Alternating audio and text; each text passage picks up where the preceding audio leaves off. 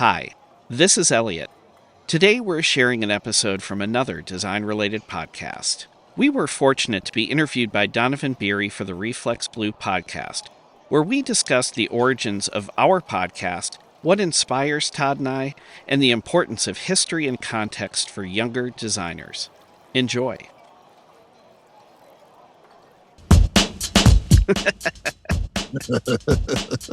Donovan, you're going to find that we do a lot of friendly ribbing.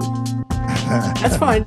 I understand. All right. Welcome, everyone, to the Reflex Blue Show. I'm your host, Donovan Beery, and I feel like I'm in a bar here, even though I think we're in 3 bars because we're all remote or something like that. But I'm with 2 designers walk into a bar, and that's the podcast or what you actually go by. Maybe you don't even have real names. I'm not sure. It says something about Elliot Strunk and Todd Coates, but I'm not positive that's actually correct. No, I wouldn't be positive of anything involving the two of us, Donovan. Yeah, I agree. Well, we're actually in the same bar, but you're seeing 2 different vantage points within the same bar. So, Yeah, you get to see us, which means you're sitting in between Elliot and me, which is really not the best place to be. that's right. When the fists start flying, you're going to be in the line of fire. Okay, well, as long as you're picking up the tab, I can deal with this for the next half hour or so. So Yeah, Todd, you heard that, right? Here we go again.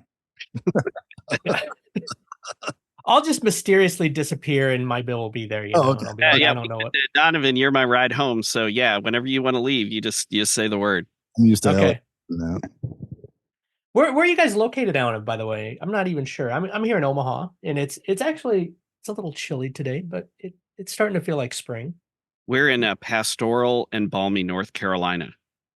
Yes. Elliot is in Winston-Salem, North Carolina. I'm located just outside of Raleigh, North Carolina.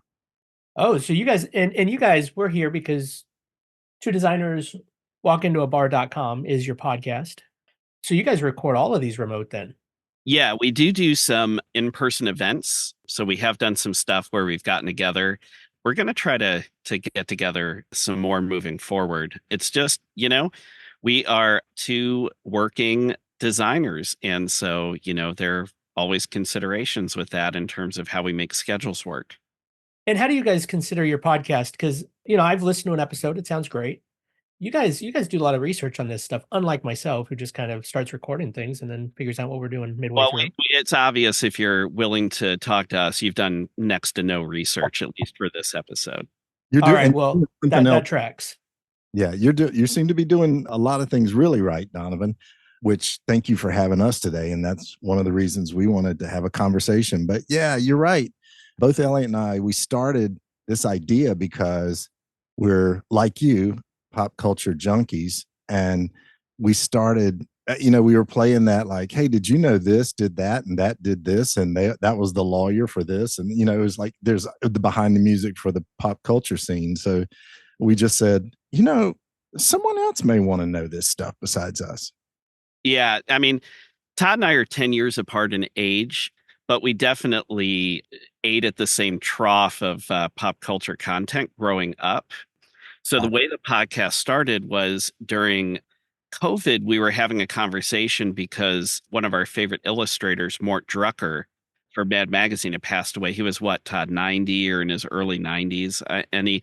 So he passed away, and we were just both talking about how much we loved Mad Magazine growing up and how we would trace over and try to mimic his illustration style when we were doing our own drawings. And we just got to talking about other things we loved, like the movie Airplane. That's our favorite movie. And so just this idea of humor and pop culture and shared sensibility. And after about half an hour or so of just having this conversation where we were walking down memory lane, it just struck me. I was like, we can't be the only 2 people in the world, the only 2 designers, the only 2 creative people who are talking about Mort Drucker today. And are there other people out there who we could commiserate with, connect with, whatever? And so when you think about that idea of facts coupled with humor, coupled with approachability, a bar seemed to be this sort of logical setting where you'd have the confluence of all those things coming together. And so since there's 2 of us, that's how the name came about. Actually, our whole podcast was that we would sit around and, way back in the day, Nate would sit around and it would just be me and Tom and Nate and stuff. We'd be talking in the bar and he'd be like, this is the whole podcast. We're like, what? He's like, let's talk about design in a bar. So And so that was the whole, when we started, that was our whole inspiration. But it wasn't even talking about pop culture stuff. It was just talking about whatever designers talk about. And, I think so. We were listening to some of your recent episodes, the one on Tad Carpenter and the one Kit Heinrichs when you were talking to him about his book. And Todd and I are both collectors, talking about Kit Heinrichs and one of the subjects you brought up with him. Like I collect letter E's for Elliot. If you remember the Shermive and Geismar Best store logo, the BEST that grows, I have about a 9 foot E in my backyard, actually, that came Nice. in front of a Best store. Todd was actually with me. Todd and I have been partners in crime for a long time. When I lived in Raleigh, Todd and I used to live in the same city. And when I lived there, I had a 6 foot E in my apartment. And Todd, I was thinking about this today that ended up being a prop in a photo shoot that That's, you pulled together for a photographer in Raleigh. I was doing a photo shoot. We used you and your apartment and your giant E as a We prop. did. Do you remember? The We, apartment, I think, was about 6 foot by 6 foot too, so it took up a space. do you remember? I'd forgotten about this. I I know was what you're gonna say. Yeah, go all ahead. alphabets and Yeah, we made all the alphabets because there aren't, alphabets is we found out after opening the box, apparently it's more than just the letter E in alphabets. I have a letter in the post. They have not yet responded. So we had to like take X-Acto knives and cut up like B's and similar letters and make a bunch more E's out of it so we could have those in the bowl. that was a stroke of genius. And then a dear friend of both of ours who lived near Elliot at the time had the line of the night. You want to share what that was, Elliot? Oh, well, which one? I mean, Oh, well, okay. So Charlie was, he's probably 10, 15 years older than me, probably 25 years older than Elliot. Just wonderful, wonderful human, never short of commentary. And he was helping me cut the ends off of B's to make them E's. And he was like, well, here we are, graphic designer and an old queen fighting over an X-Acto blade. I Like, forgot about that. Yeah, oh, Charlie was a dear friend to both of us. He was absolutely hilarious. You always wonder when those exacto knife skills are going to come in handy, and now you know. yeah, Yeah, yeah. that's In the bar when you're fighting over who's going to pay the tab, or when you're cutting up breakfast cereal. right. That's right. It's funny how much we end up using them, the exacto knives, and before I went to school, I don't know if I really, for design school, I'm like, I never thought to cut paper with them. Why would you do that? Why would you And ever do that? No, I was just going to say, you've got scissors, so why do I need a knife? Giving elementary school kids X-Acto knives and saying this is how you do it. but are you guys surprised that not more people within our respective classes of design school didn't impale themselves or cut off a digit or something with those? Because I mean, we weren't at our best selves a lot of those hours either. You're high on a spray fixative and paint fumes and rubber cement and whatever else. Yeah, and My sleep battled, right? You hadn't slept in a day or two, probably. is going to have to put links to what spray mount is and fixative is in this episode for the young kids. Yeah, like, hey, you can just spray that in a bag and breathe Yeah. it. Okay. So just, yeah, spray fix is like command save for analog. For 2 pieces of paper. Two pieces of I still use the exacto knife quite a bit, but honestly, the spray adhesive I haven't used in a couple years. It's all Really? in your lungs. It's still all in your lungs. Yeah, yeah, yeah. Yeah. You're like the graphic design version of a coal miner. Yeah, I guess it's mainly because we'd always present. You spray everything onto your map board and to get it Yeah, all nice and presented, and you still cut things out because you want it to look good. But I haven't presented in boards in a while. You just hand someone the sheet or lay it on the table. yeah, I've or found it's you have pretty a effective. PDF if it's remote, right? You just you go through a slideshow and you load it up online for them to download at some point or email it to them or whatever. The other thing I wanted to return to also mention Tad Carpenter. And he talked a lot about play and this idea of play, and that there's joy in that, and this idea of reminding himself through his work why he got into design in the first place when you're feeling burnout or frustration or whatever. And so going back to the research piece of what we do, that is so fun, I think, for Todd and I, because it reminds us of all these creative touch points that we had growing up, all these things that we loved and that we still love. And so one of the core motivations for having these conversations, doing the research and having these conversations, is we get to share this joy with other people our age, older, who are thinking, oh yeah, I haven't thought about that in a while. Yeah, that's super cool. And then going back to the younger people, these folks who may or may not have grown up on a diet of some of these pop culture things. And it can only help, it's always a good idea if you're a visual thinker, if you're helping shape culture, to know your roots, know where you came from, those sorts of things. And so for folks who maybe are used to digital mock-ups or a steady diet of stimulation, shall we say, through an Instagram feed or whatever, pausing, going offline, maybe seeking out at a flea market or a bookstore or a garage sale or whatever, these tangible physical things, and being able to lay your hands on them, understand the scale, understand the materials, understand the print techniques that were used or whatever. There's a lot of joy in that too, right? It's okay as a creative thinker to press pause and also walk away from the screen, I think. Elliot, that's the tangible thing too.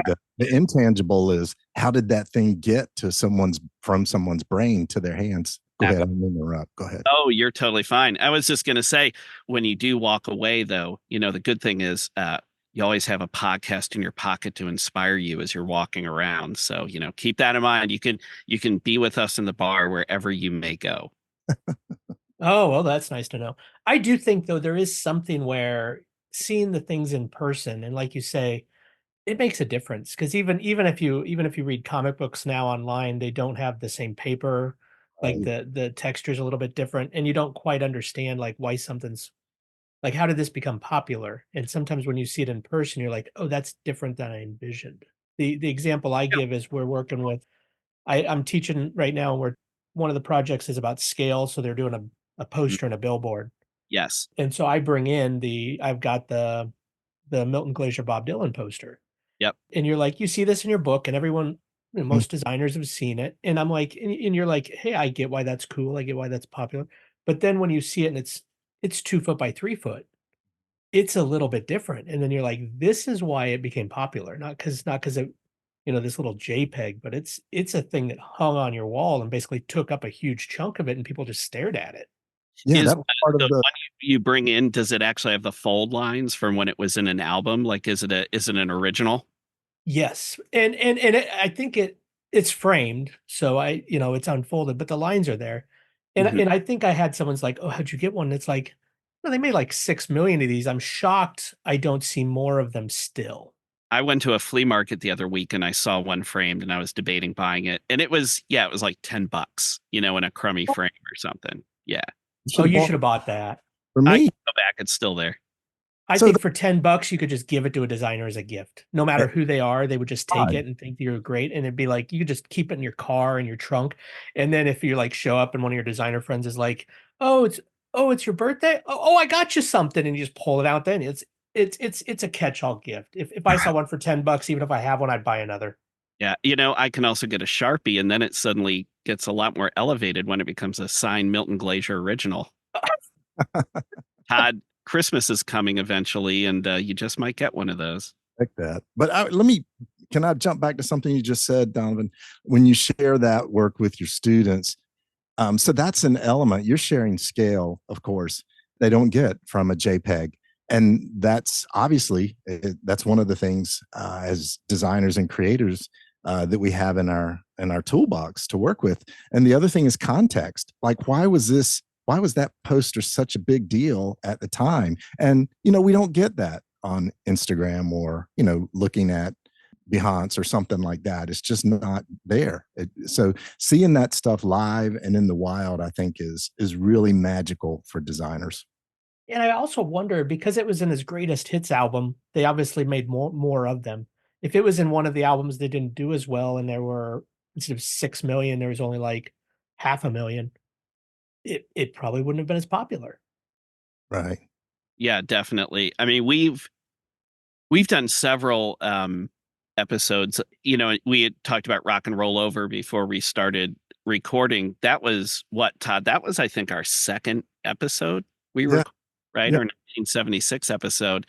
And so even from the beginning, we knew the power of things like album art and this idea of adding a visual element to an audio medium, and that this idea of tangibility, because when you bought music, you had this physical thing. You had this, if you were very lucky, like in the case of Bob Dylan, you had a real poster that came inside of this record album. But even if you didn't have that, you still had a 12 by 12 miniature poster that you would pop on your headphones, put the album on the turntable, and just be staring at it while you're listening to this music for the first time and trying to figure it all out. So I think it's really a hand in glove relationship. And it's sort of sad, I think, to some degree, that that's kind of gotten lost.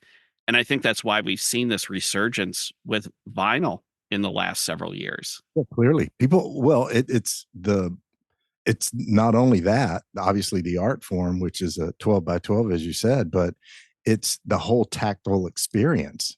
You're not just pushing a button at the beginning of the day and letting an algorithm figure out what you're going to hear. It's a ritual. It's a ceremony now. And that's caused the rise of vinyl. I also think it makes you listen to all that B-sides. Sometimes you listen to a record and you're like, oh, I hear a bunch of crap because of it. You're not just hearing the hits. It's like you start it and you're like, oh, I'm going to listen to this whole album, regardless if I want to or not, because I'm too lazy to get up and go across the room and change it. Yeah. So I've got some singles, but man, putting those on vinyl is hard because you're like, man, you got to change that every like 3 minutes. It's a lot of work. Yeah. You got to have one of those old, like when I was little, I had one of those turntables that had the little feeder on the Oh, top, yeah. pack a bunch of stuff and just drop it. So you just need one of those, man. You need to I see the turntable behind you there. You just need to see if that technology is. I don't think they make that on any of the new turntables. I mean, I remember having one as a kid, but yeah, that's the one thing they just gave up on. They're like, no. it wasn't just adapters though. like little 45s. There was just some of the old turntables before they quit making them and started making them again had like, it was like a stick that just came up from the middle, Yeah. and you could balance. It was like had a little wedge. It was like a spring-loaded wedge. And when the needle, if I remember correctly, when the arm got to the center of a record, it would know it was at the center, and the movement of the arm would trigger, the arm would move out of the way automatically. It would trigger this sequence where the next record would drop down, and then the arm would come back and just park itself at the beginning of that next record. I loved it when I was a little kid. Yeah. It was obviously well enough known. I think I've got a couple double albums that were original, where they actually, the side B is on the second record. So you would stack both of them, it would play both in a row, and then you'd flip both of them over and it would play the other. And it's one of these things where I think that's one thing that gets lost. If I would have not known those existed, I'd be like, why are the A, B, C, D on these records in such a weird format? But it's so that it was built for those arms. It was almost like print spreads versus reader spreads for records. Yeah. Back in the day too, when you had a double album set and the whole gatefold thing, that was like manna from heaven. That was just not only twice as much work to look at, it was like 4 times as much. And then you can sort of unfold the story a little bit more. We actually, there's an episode we did about the famous Rolling Stones album cover with the zipper too, that Andy Warhol worked on, and crazy all of the challenges that they faced and anyone would face if they're trying to do something that is really out of the norm. Mm-hmm. Or the New Order single that Peter Seville designed, and it cost so much to make with all the die cuts and everything that the more factory records sold, the more money they lost. And it was the most popular 12-inch ever in the history of records. Oh, jeez. They just totally went in the hole because it got so popular. It's great. Well, we're going to be right back with Todd and Elliot.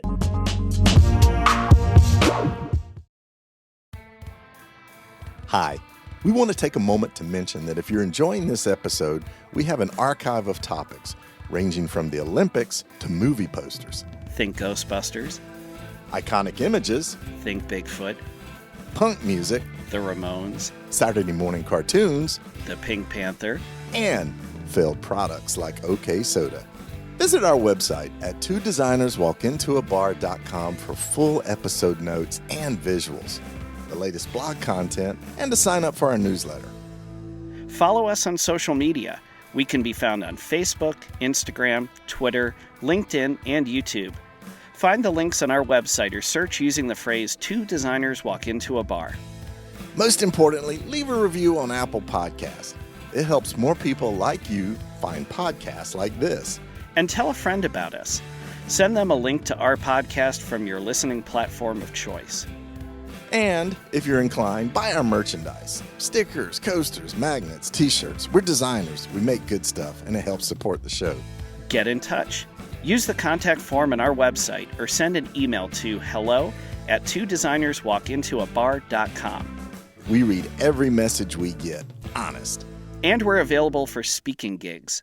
Email us to learn more. Okay, now back to the bar. Welcome back, everyone. Todd, I think, is getting up to. I mean, is Elliot? Is this when we like leave him with the tab, or should we hang around a little bit? Oh, he's back. Sorry. Well, let's pretend we never talked about this. Yeah. You know what? Fuck you both, okay? I don't know what was said, but I'm sure that was the response. Thank you. Todd, we were just talking about how much we loved you, but if that's your attitude, that's fine with us. Whatever. Doesn't sound familiar.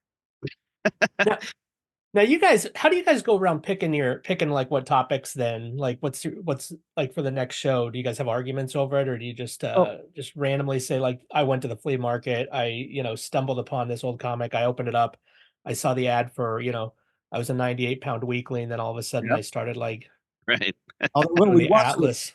We watch what you're doing, Donovan, and then we just copy that. Basically. now that you're here, you're probably like, this guy does not do as much as we expected. I'm a little shocked, and we're obviously following the wrong person, but I appreciate it. You actually hit the nail on the head. I mean, it's easy if you sit around with a buddy and just start talking about things and how they became famous things that you're familiar with. If you start pulling those threads, there's just so many pop culture devices that tie us all together. And we happen to have, sort of both a love for the kitsch and the cool. Those things are endless. There's tons of supply. Like you mentioned, the ads in the back of comic books. Who knew there was so much to learn about those? Todd, can I confess to Donovan and our listeners here in the bar our mutual addiction? Donovan, are we at the point in our relationship where Todd and I can kind of give you a peek inside the kimono? Oh, sure. Well, I'm not sure if that's a euphemism for something, but no, I mean, I'm literally not wearing anything under this robe right now. That's what I was kind of worried about. Tell me we were wearing kimonos. Yeah. Todd and I are both hopeless addicts of Wikipedia. Yes, we are. Yes. Oh, yeah. We've gone to several meetings. We're in support groups, but so far nothing's stuck, and we're shameless about it. I'm admitting this, Todd. I think we can finally come clean with everybody that we both love Wikipedia and all the rabbit holes it provides. And Donovan, we lie to our wives and tell them we're watching porn instead of Wikipedia. We're actually on Wikipedia. Might be less embarrassing.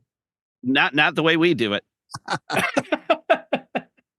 Before I forget to ask, where do people go to follow you, both as designers? Like, not obviously they can go to your website for the podcast, but where do they go? Like, if people say, "Hey, I want to go check out their work, I want to follow what they're doing," where do you recommend? What do you think, Todd? What should we recommend? Well, I mean, it could be individual. We can start with Todd. Todd, where do people go to follow you? Sure. So my website and all of my social is really easy. It's toddcoates.com and @toddcoates. I publish a lot on Instagram because I like seeing that no one else sees my work. I think that's really important. So I do that a lot. But I try to keep busy by creating a lot of work, and I put it out there just as a record, mainly for anything. Elliot, you have multiple ways of people to track you. I do creative strategy work for an agency called Honestly. So that's honestly.co. I also have a design firm called Studio H. That website is made by studioh.com. I also do fine art collage work. And, for anyone who follows us, two designers, you start to see some of that aesthetic blend over into our episode art and things like that. And that's mixed results. So on Instagram, that's like mixed results collage. And then it's the website is mixed-results.com, and you can see some of the collage work. So, and then where, Todd and I are on all the usual places like LinkedIn and that sort of thing. So What got you into collages originally? Was it just because you have all this garbage around your house and you're like, I need to start getting rid of this? Like, or is it like, or is it an excuse like I need to buy more stuff? And if I say I'm doing collages, it's great because that's not a bad idea. I might start using that. Both sound like really good reasons to me. yeah, yeah. So Todd, you want me to move in so you can buy more stuff and I can get rid of your garbage? You just answer the man's question, Elliot. Yeah. Sorry, we could only talk about one addiction at a time, apparently, Donovan. But for me, collage, I've always been interested in collage. I've always loved collage. And just like the podcast, really COVID kicked it in a high gear. We started our podcast during COVID. I started collage work in earnest during COVID. And it really came down to going back to what we were saying earlier, this idea of the tactile, the offline, doing things with your hands. I would literally go around, find all kinds of things that were beaten up, textured, funky, whatever. And I'd pick them up and just start putting them together for therapy, really, if nothing else. And then once I had a little bit of a body of work, I thought, well, what can I start to do with this? How can this be a learning opportunity? The only gallery experience I ever had was related to things like alumni shows or design award shows or whatever, where you're just sort of taking something you had done and putting it in a frame. You weren't the one necessarily organizing the show or anything like that. So I have been very fortunate enough that I showed my work to a local gallery here that's a co-op, and they admitted me into the gallery, and I've been able to have a couple shows there and some other solo shows around town, and just really plugging into another network of people and learning how fine art works. And whenever I tell people I'm a designer with my day job, they look at the collage and they always nod their head and they say, yeah, I could totally see that, because things tend to be gridded or they tend to be type driven or things like that. I think they're fairly unstructured, but other people look at them and be like, nah, there's definitely some structure going on there. It's a lot of, as a designer, you spend a lot of work trying to make it look unstructured, which probably people pick up on that it wasn't like this stuff. It wasn't just by happenstance, is what I mean. So one of my favorite designers when I first got into design school was and is David Carson. And I grew up skateboarding, and I unknowingly had always liked his work when he had art directed Trans World Skateboarding back in the 80s, when no one knew who he was because he hadn't yet done beach culture, certainly hadn't done ray gun. So that always stuck with me over the years. And then obviously his other work.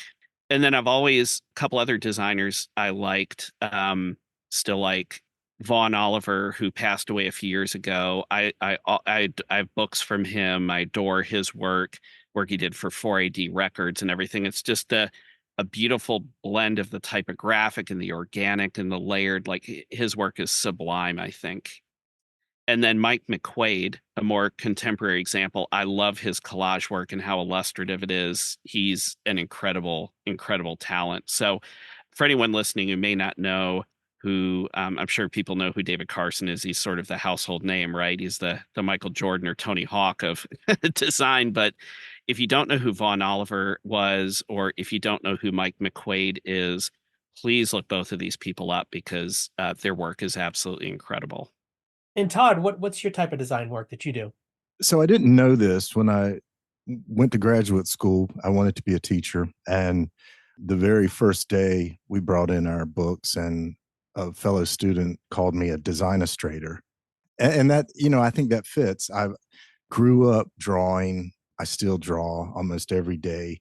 It's a compulsion to make stuff, and my work was a combined thing where it's telling the conceptual story that design can carry through, and then it's also treating it in a little bit of a funky, interesting, very tactile way. Like the designers that I responded to, I still am big into concept. So the designers from Pentagram, like Paula Shear's one of my heroes. her husband, Seymour Quast, who was obviously from Pushpin and Milton Glaser, these guys that grew up drawing and then started drawing letters and, making logos out of faces and things like that. And Woody Purtle from back in the Dallas days, all these guys, Fred Woodward from Rolling Stone days and Texas Monthly. But I love the folks that no matter what elements they're using, it not only physically conveys a message through the content, but it also aesthetically conveys the concept through the look, the texture, the feel, the hard part of it, is what is that intangible thing, sorry, that doesn't make sense, but you see it and you're like, okay, I get what this is about. Fred Woodward, when he was at Rolling Stone, so this is another thing that's pretty unfortunate is, and Todd and I have talked about this too. We both came of age. So I started design school in the fall of 1991, graduated spring of 95. And that was the birth of the internet, the very nascent internet, Netscape Mosaic and web crawler on AOL, as awful as that was. And so that was peak magazine, right? That's when Raygun was out. That's when Wired debuted, with all its fluorescent inks and metallics and varnishes and everything overlapping. And Rolling Stone was this big, oversized publication with amazing photography and beautiful typography that worked so well together. And I feel very, very fortunate, going back to what Todd said, that I came of age and sort of cut my teeth in this time when there was so much high quality, incredible visual stimulus. You could just walk into a bookstore and just go to the magazines, which I always did, and just start picking them up and looking through them, and you would just get so excited. Like, I would just be vibrating to go start that next project after seeing all of this inspiration in print. Like, Todd said he wanted to be a teacher. I wanted to be Fred Woodward. I wanted to be David Carson. I wanted to art direct a magazine. That's, be Plunkett and Kerr from Wired, with what they were doing. That was kind of my North Star at the time. And I had some magazine internships when I was in college and worked at the school newspaper. And so this idea of a deadline when you had these, and I think that's why one of the things, at least for me personally, why I enjoy a podcast, because much like a magazine or much like a newspaper or whatever, even though it's not a printed thing, it is sort of like a periodical. It's delivering information. You have subscribers. There is a cadence to it. And so you're sort of forced to make some of these decisions because you have to put something out by a deadline, even if it's a self-imposed deadline. And I think that's really for, younger people listening, that's really one of the things. If you want to take your idea from a notion in your head to maybe something that's sketched on paper to something that becomes this reality in some way, give yourself a schedule and maybe, like what Todd and I do, have a partner, because as partners, we hold one another accountable we have a workflow, and we each have certain distinct responsibilities as part of our workflow, even though we share things like the topics we cover and the research we do, and we record at the same time. But then once a recording is baked, we have very specific responsibilities when we hand things off to one another to get to the final artifact that you hear, and the web page that you see, and the social media posts that you digest. And so I personally love that cadence that comes from that. And so I think maybe to some degree, sort of closing the circle here, doing the podcast is almost scratching that same magazine itch that I had over 30 years ago. I never thought about that till just now, though. Yeah, it makes sense. I didn't think about that either, but it is kind of the same thing. We're digging into some stories that you didn't know would be interesting stories, and telling those stories hopefully in a way that other people will want to hear them, learn something from it. You forget until you revisit things like how influential something was, or you start to look at it, years later, you start to think about it in different aspects, and you're like, oh, that's different. In design, we take all these ideas and come up with solutions. Sometimes I'm assuming you found some that you've visited some old items and you realize that that might help with the solution I've been looking for some weird banner ad that I've been working on or something. Oh yeah. Yeah, there's this notion that history doesn't repeat itself, but it rhymes, right? There's this the human condition, and there's only like so many things that are happening. And so, yeah, I always approach problem solving from the perspective of I'm not the first person in the world to have this problem. So when other people encountered it in the past, what did they do to solve it? Like where did they go? What were they looking at? What did that solution look like? And even with the podcast, I mean, Todd and I, we're very fortunate. We're on a podcast network. Thank you, Evergreen Podcasts. But we're largely self taught. We're still figuring this out. We're building the plane as we're flying it. I mean, Donovan, you've done this many, many more years than we have. And we have a lot of respect for you as a result of that. And I'm sure that you probably wish you had $1 for every mistake and wrong turn you made over your podcast career, right? Oh, I don't even think about that. You just keep moving on and it's the next show. And then, I'll forget, it's like, oh, I think I might have done that before, but I forget. So you just keep moving. My goal is just whenever anyone asks me, my only two real advices that I give them is spend like $100 on a microphone, you'll sound better, and find a format and a topic that will entertain yourself. Because if you're not entertained, Right. you'll just quit doing it. Right.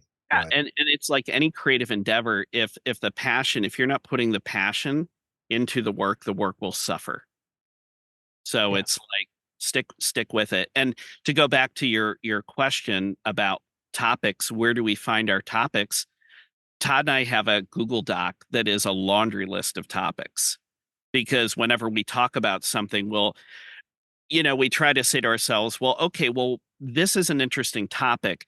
Has it been talked about to death? Like, so I would say if we have any criteria for what we choose to talk about, we'll sort of take a look at maybe what other podcasts are doing or whatever exists in the world related to this specific topic. And we'll sort of hold one another to account and we'll say, is there anything unique that we can add to this subject that hasn't already been discussed, whether it's our unique take on it or maybe an interesting pop culture or historical aspect that we've uncovered that isn't really out there in sort of pop culture that like your average armchair enthusiast would know. Because if we feel there are lots of things we would love to talk about that we genuinely love, from design history, pop culture history, whatever, but there's nothing, they've been talked to death. There's nothing to really add to them. So as much as we would love to have that be part of our list of topics, we're not really sure what additional value we can provide. Oh, no, no, no. You just got to drive that into the ground. You just got to keep just jam it in there and just throw it down someone's throat and just be like, I know you know all this, but we're just going to repeat it over and over and over again. And we find, because of our love of looking for those threads that tie things together, we find all these connections, not just within, like, the same Mad Magazine people also created Wacky Packages and Garbage Pail Kids, but also just, I think there's these coincidences of dates. And I'll give you a real quick, for instance, Donovan. So Elliot and I did a series on pop art, and the godfather of that is Andy Warhol. There's probably never been another human that has documented their life as much as Andy Warhol did. So we were kind of like, all right, well, what do you do? What do we say here? And then at one point we were talking about the very first show where he displayed the Campbell soup cans, and it was a horrible show. He sold 5 pieces. The gallery owner ended up buying them all back because he wanted to keep them.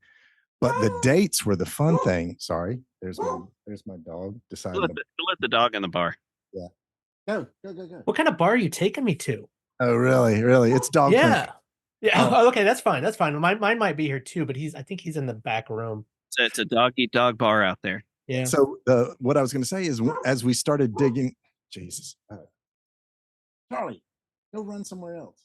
Anyway, as I started to say, as we started digging into the dates, we realized that Andy's very first show on the West Coast of the soup cans was the exact day that the very first Walmart opened. Cosmic coincidence. And here's one: the day the show closed, a disastrous show, was the very day that Marilyn Monroe died. So it was that day when he was like, okay, I'm going to go paint pictures of Marilyn Monroe. And We wouldn't know Andy Warhol if it wasn't for that. So those little things I think are just magical when you start putting yourself into that time frame and realizing all these things may be connected in some way. With all of our planning and all of our thinking, sometimes just weird happenstances are what makes things take off or not. I mean, I'm a huge believer in just sort of make sure that your quote unquote radio is tuned to the right frequency for like humor and weirdness and whatever. And the universe will always provide something for you, right? You just have to sort of be a vessel to receive it. But yeah, going back to why do we talk about the things we do? Why do we do the research we do? You know, Todd, I would say another thing that you love is a good old fashioned scandal. And Oh so gosh, yeah. Todd's our design legal on the design legal beat for us. I don't know if listeners are aware of that, but if there's a scandal, we'll uncover it, and Todd will usually do his best to exploit it. Todd, you're not known as the Maury Povich of design for nothing. That's right. That's right. I am the tea spiller of our podcast. I will tell some drama on it. Well, I love it. I love it. And Elliot, Todd, I really got to thank you for your time. And everyone check out Two Designers Walk Into a Bar. Todd pays the bill. We're all good. So Yeah, which reminds me, Donovan, you've left your car running outside, right? Like, well, Todd, I mean, we need to go to the bathroom. yeah, Todd, we'll be right back. We'll be right back, Todd. Here we go. Thanks, Donovan. It was great talking with you. The Reflex Blue Show with Donovan Beery is hosted at 36point.com. Music by Dust Lab.